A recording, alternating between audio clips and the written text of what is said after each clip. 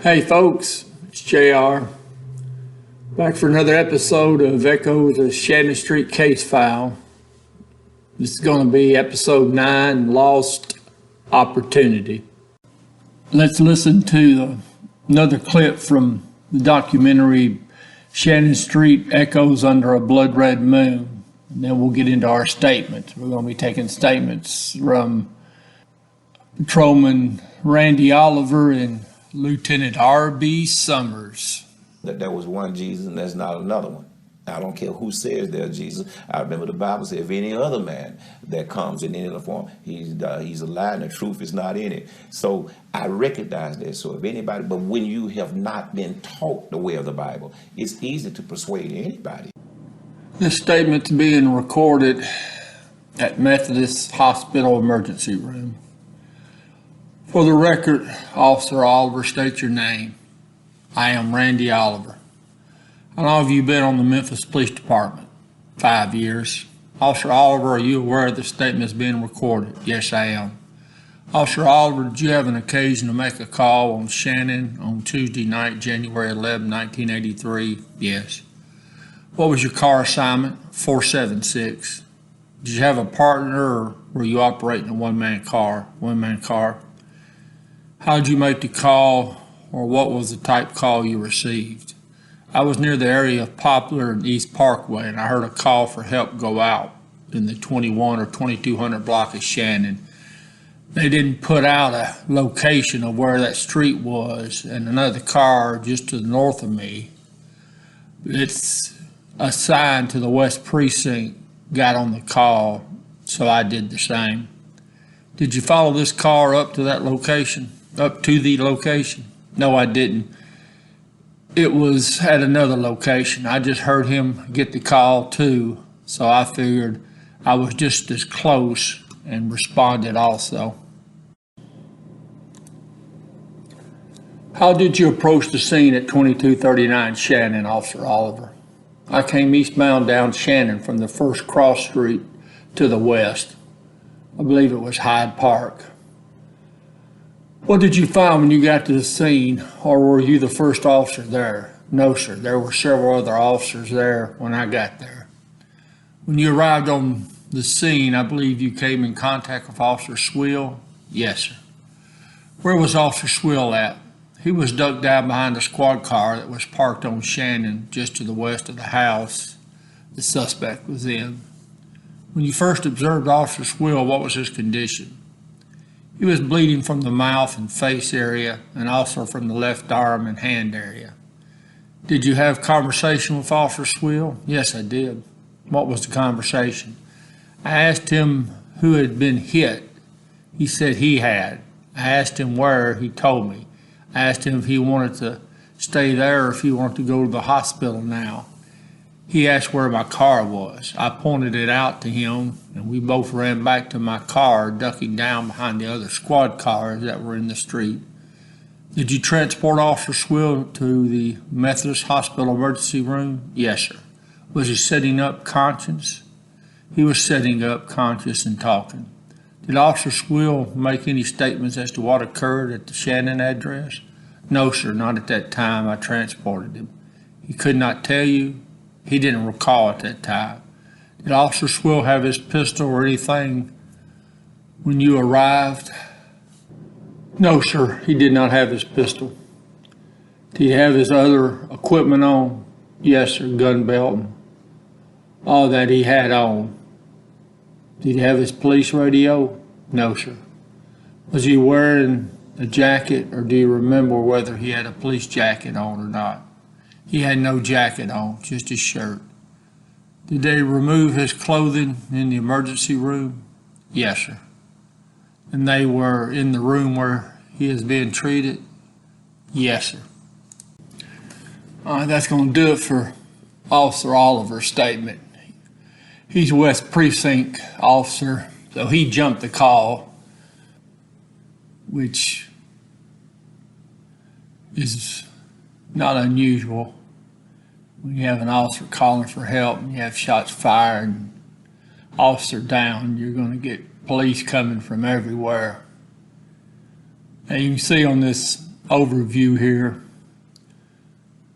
where Oliver was at. Officer Oliver was at Poplar and East Parkway. No, he went northbound on East Parkway, just not for sure, don't remember. Senility got the best of me. When he got to Jackson, he either would have went back westbound on Jackson and then immediately back northbound on Springdale, or when he got to Jackson, may have taken that right, went eastbound on Jackson, and then taken a left, went northbound on Hollywood.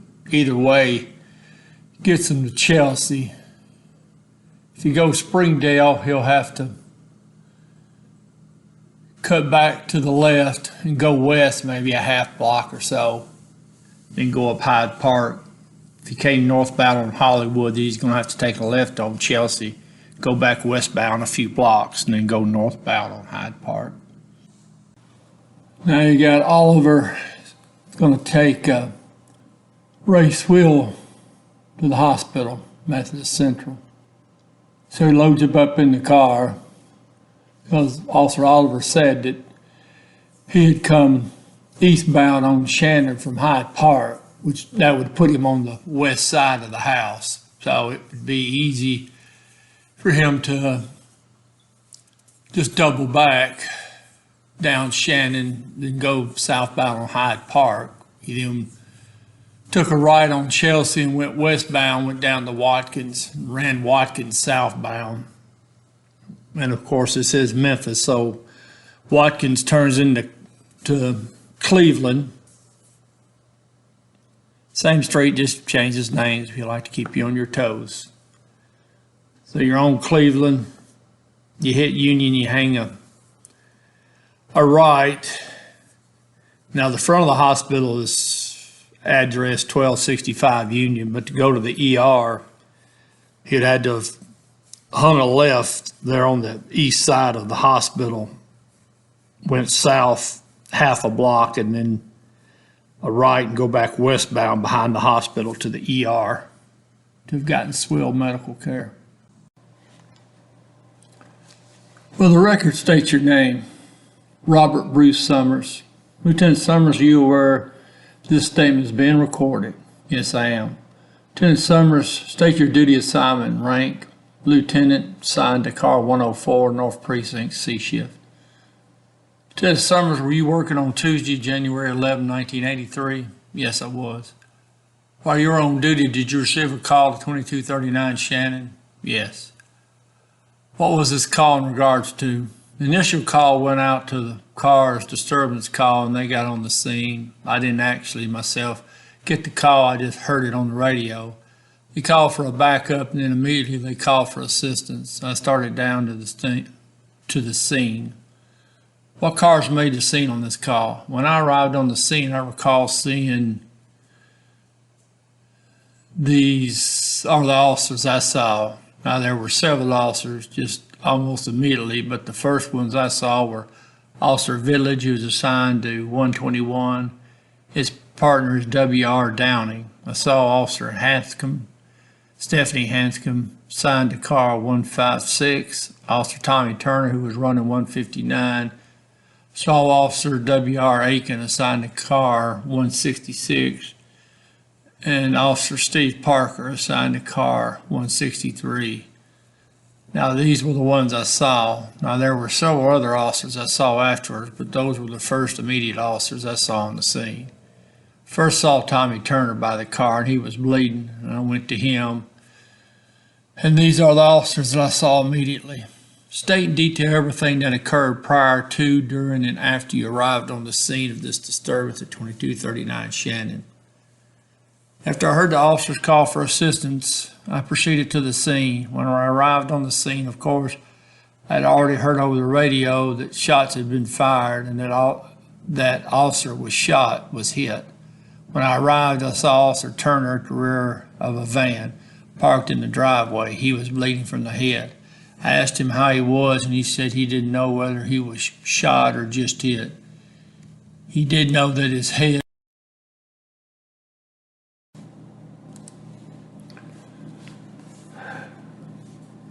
Just the completion of his answer from the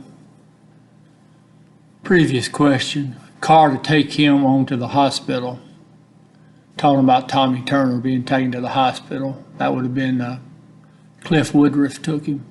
I was then going to see what the situation was to find out how many other officers were there, because they also told me there were other officers in the house. I wanted to find out who and what the situation was. About that time, I heard shooting, gunshots inside the house. As I heard shots from inside the house, Officer Aiken went to the rear. I saw him go into the rear. I went to a side to a window where I could see inside the house. There was a car in front of the van. Of course, I went down the side of the house using the van and the car. Then I got right up next to the window where I could try to look in. As I looked inside the window, saw Mel Black on the floor, stooped down, crawling real fast. He had a gun in his hand, headed towards the kitchen. Someone in the back hollered they were coming to the back. He had the gun. I took my revolver. I broke a hole in the glass and I shot. I think I hit him. I'm not sure. I don't know. I shot once or twice. I shot twice and then he laid there for a few minutes, and then when I looked back in the window, I couldn't see. I felt sure I hit him, but I may not have. I may have wounded him. I don't know. I could see his feet there at the door of the kitchen where he was crawling, and then there were several other shots fired. We backed off, and I could not see anyone else in the house. We tried to determine. We could hear Officer Hester. We could hear him hollering for them to stop. Numerous shots were fired. It was just several shots. That is basically what it was. Of course, I called for the TAC unit to come on down. We were advised they would be there just as soon as they could. We immediately attempted to secure the area, tried to keep any other officers from getting hurt. Just wait for the TAC unit. Of course, at that time, I turned around and there were numerous other officers. I saw Lieutenant Rogers and several of the other officers. Approximately how many officers were on the scene when the shooting incident started? I don't know the ones I saw. I'd say the initial ones, 6 or 7, maybe 8. I'm not positive on the number of them, just the ones that I named. I know with Officer Village and his partner Downey would be 2.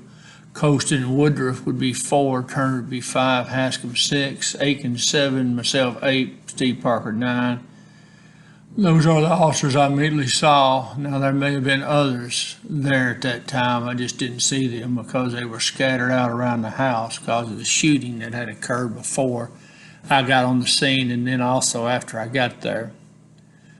The shots you heard, could you tell where they were coming from? The shots that I heard right after I got there came from inside the house. Do you know who was firing the shots? No.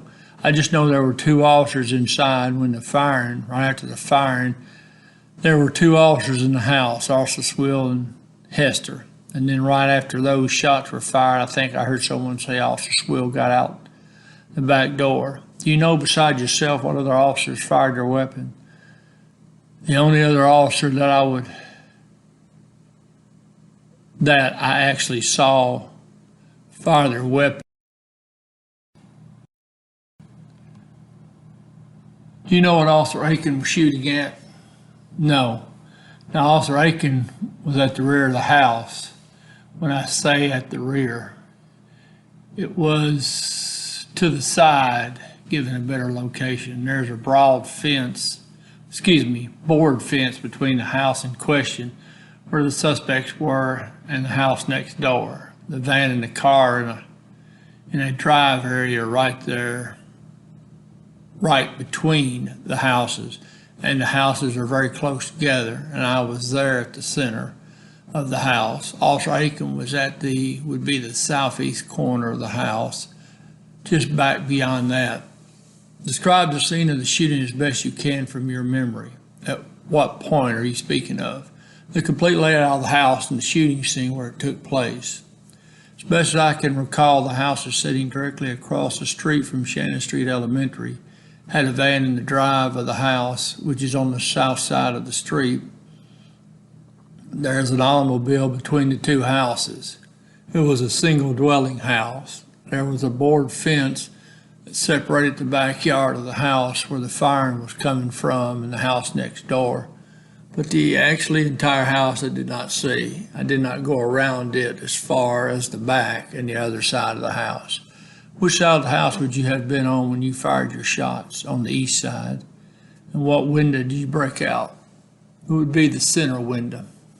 There was a window to what I would assume would be the living room, and then there were all the east side of the house, and then the next window, which would be the dining room, and that is the one I was at. It would be the middle window, and there were 3 windows on that side, and I got the middle one. And you fired 2 shots from your weapon? 2 shots. What type weapon did you use? .38 caliber Smith & Wesson. Is this a police-issued revolver? Yes, it is a police-issued revolver. What is the MPD number on this revolver? MPD 1572. Is this weapon assigned to you? No.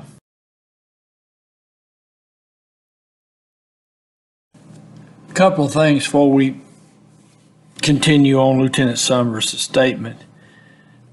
The window he was at was the kitchen window. He called it the dining room, but that's going to be the kitchen window. And he mentions a window that's off the living room. That window he's talking about is actually the window for the northeast bedroom. Now, when we get to the autopsies later on, we'll find out that the person that Lieutenant Summers shot was Andrew Houston, and we know it was Houston. Houston was discovered to have had 2 bullet wounds, left hand and then left side into the body. 2 separate shots. Lieutenant Summers said he fired 2 shots. And also, Houston would have had to have been moving south from the kitchen towards the den, since the rounds were on the left side of the body, and they were .38 caliber rounds, and that would match up with what Lieutenant Summers said in his statement.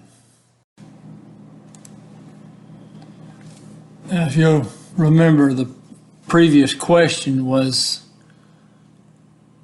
asking him about the revolver he used at the scene to fire the shots. They asked him, was that his weapon? Was it assigned to him? And his answer was no, which I'm sure when he said no, there was probably a long silence during the interview. So here we go, page 4. How did you come to acquire this weapon? My service revolver, which is a stainless steel combat masterpiece, is being repaired, and I borrowed this weapon from Officer Tommy Turner, who had 2 weapons. Did you present this gun to Sergeant B.O. Wheeler to be checked without you unloading it? Yes, I did. Were there 2 empty rounds in the weapon? Yes, there was. What type of ammunition was used? Police issued .38. What officers were injured during this shooting? Officer Tommy Turner, T.W. Turner, Officer Ray Swill, and Officer Robert Hester. What injuries did Officer Turner receive? Officer Turner received an injury to his front part of his upper part of his forehead, right at the hairline. Never was determined. I don't know. I didn't find out from him what caused it, but we are assuming after talking to him that he was not actually shot. He was just hit with some object. We don't know what it was and knocked back out the door. What injuries did Officer Swill receive? I understand I did not see Officer Swill before he went to the hospital, but I understand he received a gunshot wound to the face. Can you describe the suspect you shot at? The only thing I can recall is he was a male black, and I do not recall anything other than he had on blue jeans and he was wearing black shoes. I just do not recall the rest of his clothing, and it happened so fast. What part of the body were you shooting at? The trunk area of it, right around the waistline. Was he facing you when you shot, or was he down? No, he was on the floor. He was more or less at a horizontal area to me. He was not standing up. He was crawling through the house, staying low through the house, running from the front to the back. Can you tell what type of weapon he had? No, I couldn't tell.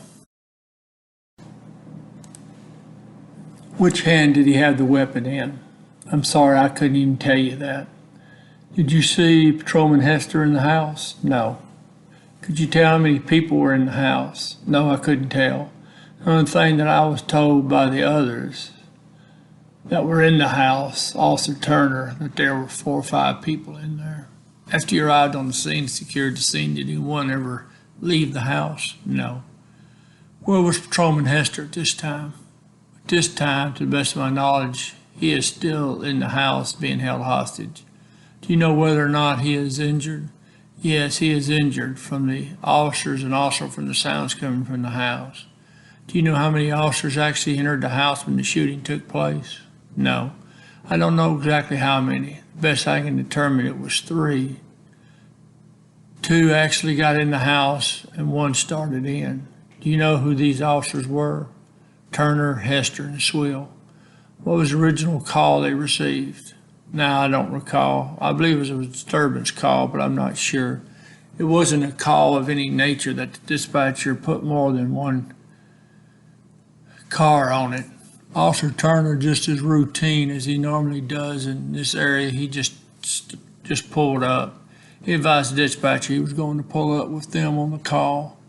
Approximately how long did it take you to arrive on the scene after you heard an officer had been shot? Seemed like forever. I don't know, but I would say maybe 2 minutes or 3, I don't know. Approximately how many shots did you hear fired after you got to the scene? I don't know how many. I know I heard an excess of 3 shots coming from inside the house. After I fired, there was also some additional shots fired. Was this from inside or outside? From inside. Do you know how many shots the other officers fired who were on the scene while you were there? No, I do not. I don't know how many. I think Officer Aiken told me he had fired, but I don't know whether he told me how many or not he had fired or not. He asked me if I had any extra ammunition, and I did have, which I carry extra ammunition, and I did have some. I did give him some extra ammunition, but to my knowledge, I don't believe there was any firing after I gave him that ammunition. Did Officer Aiken tell you what he was shooting at? No, I didn't talk to him because as soon as the tactical officers got there, they sent 1 man back there and they utilized Officer Aiken, and he stayed with them the whole time, and I have not talked with him. Where's Officer Aiken at now? He is here. I think he has given a statement to one of the other officers. What were the lighting conditions when you arrived on the scene? The interior of the house was well lit. House was well lit on the interior. You could see plainly. I was surprised when they saw there were 4 or 5. I never saw anyone. The only thing I ever saw was the one that I shot at. We could hear someone. He got Officer Hester's radio, and he was talking on the radio, to let you know that he had Officer Hester as hostage, shouting profanity, but I never did see him. The only one I ever saw, and I stayed right there where I could observe that window, and I never saw anyone other than the one, and even he and I didn't see later. How close to the suspect were you when you fired? Approximately 8 or 9 feet.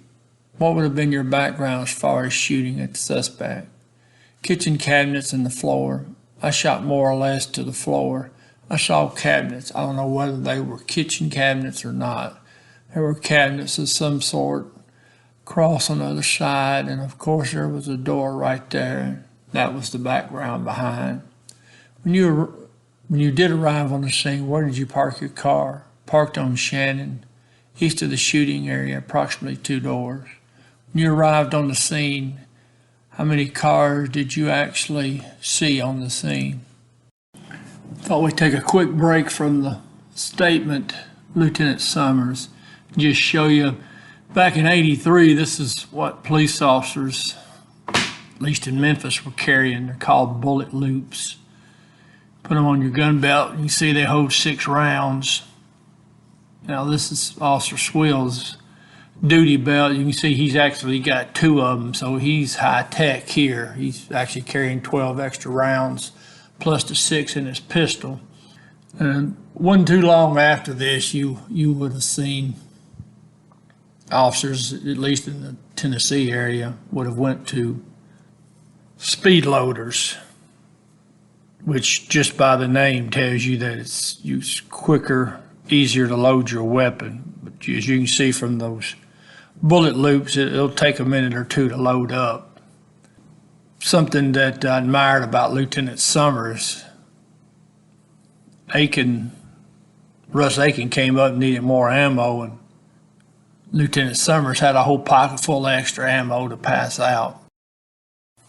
1983, I was a park ranger in the state of Tennessee and started out carrying the bullet loops. Then I had speed strips, which just a little piece of molded rubber, and it held 6 rounds. You could stick those in your shirt pocket. And I think by '84, I was really rolling. I think I actually had speed loaders then. This Lieutenant Summers' answer to the previous question. In front, approximately 4 cars that I can recall seeing as soon as I got there. But I came back there and there were streets. I couldn't even count them. I'm going to assume Lieutenant Summers is talking about all the cars that were parked. How did you approach the scene of the house? I came in from the east, went west on Shannon to Boxwood. I pulled my car and cut my lights. When I got to Boxwood, I cut my lights and eased on up to about 2 doors east of the shooting scene. I could see the officer squatted down behind the van. That's where Officer Turner was, and of course I got low and went over there where he was and checked him. I approached the east. Did you ever see anyone else out on the street other than the officers? No, if you're speaking of citizens. No, I never did. How long have you been assigned to the North Precinct as a lieutenant on the C shift? Since 1979, July 1979, to exception of, exception of 11 months when I was in detention. And what he's talking about is the police department was, I think, was still running their jail, so I'm pretty sure that's what he was talking about. Have you ever made any previous calls to 2239 Shannon? No, not to my knowledge. Do you know of any problems that officers have ever had from 2239 Shannon? None that has been brought to my attention. The only other altercation was just where we saw a car parked in the drive of the school, and we went to get a registration on the car, and as we were getting the registration to check the car out, Mel Black came out of the house from across the street, and we asked if it was his car. He said it was, and we advised him he would have to move it, and he moved it. Lieutenant Summers, were you injured in any way during this altercation? No. Is there anything else you'd like to add to this statement? Not that I can recall. This was Officer Swill's pistol, Smith & Wesson Model 10. 38 caliber revolver. You can see, other than the grip, it's pretty well looks like that Model 15 Combat Commander. Now, this one's blue steel, and one Lieutenant Summers had getting repaired was stainless. Other than that, that's it. I'm not much of a gun guy, though, so please don't anybody confuse me for one. Only thing I can guarantee is I know which end the bullets come out of. This crime scene diagram of the house showing Lieutenant Summers at the kitchen window. He fires 2 rounds from the 38 caliber pistol. You can see Houston would have been moving southbound through the kitchen towards the den, which would put his left side to the window, which would match up to the 2 rounds Lieutenant Summers said he fired. Now, I can't say with absolute certainty that those 238 caliber bullet wounds in Houston came from Lieutenant Summers' pistol. All that can be said is he was hit with 238 caliber rounds on the left side. Neither round was fatal. As you can see, when Lieutenant Summers was shooting, Bobby Hester was still in the northeast bedroom. This is a crime scene diagram drawing, the more detailed one. See the relation to Lieutenant Summers standing at the window in the kitchen to where Houston would be as he's moving southbound towards the den, with his left side towards the window. One thing I meant to mention, during the security squad interviews, they're asking the officer how many rounds did they fire. And they're checking the gun to see how many rounds are in the weapon. But what they're not asking them, which is something that we always ask security squad, is how many rounds do you normally carry? And then after the officer would answer, you would ask the officer for all his bullets so you could count them all and see what he had. Now, obviously, in Lieutenant Summers' case, he's got a whole pocket full. Reason you're wanting to know about rounds, you're trying to count for everything. Well, obviously, if an officer says he only has 12 or 18 rounds, but he's actually got 50 or 60, then, you could have an issue with the bullet count. All right, folks, that's going to wrap up this episode here. We've got just a few more officer statements to go, patrol officers. And then we'll go into the negotiations. Got a lot of negotiation material to go through. And then we'll do all the TAC officer statements. From there, then we'll go into the investigation, post-shooting investigation, and there's a lot of material in that as well, which will include the autopsies of Officer Hester and the 7 suspects. There's a lot of material on that as well. You get to see a lot of diagrams. You'll get to see what the medical examiner fills out and does during each of the autopsies. Folks, I do appreciate y'all, and I've enjoyed it, and we will see you down the road.